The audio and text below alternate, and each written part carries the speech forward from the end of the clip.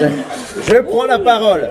Non mais il y a un moment, il faut quand même faire le point. On est un conseil et ce conseil il doit débattre. Et c'est justement le principe de l'échange des points de vue qui fait l'aboutissement de la solution et le résultat.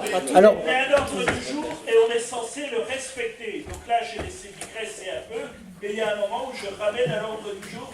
C'est aussi le rôle du président de séance. 50 délibérations, c'est trop. Voilà. Alors, sur cette situation de la gare TGV. Ah si, j'ai droit à la parole. Si. Je remarque.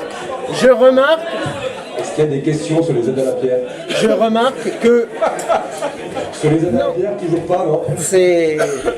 Plus tard. Vous aiderez vos pierres un peu plus tard. Pour l'instant, nous allons... On aide l'habitat privé, monsieur. La qualification, c'est pas si...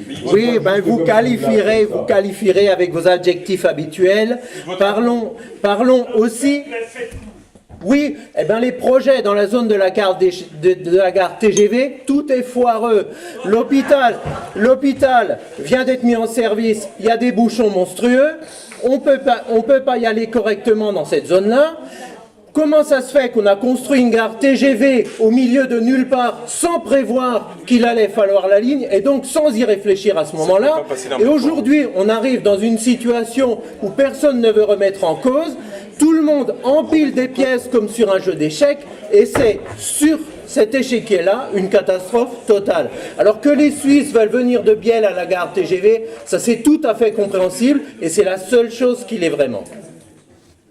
Voilà, Monsieur Chauveau, pour votre information, quand même, la gare des TGV est un succès. Bon. Il y a autour, sur la jonction, 80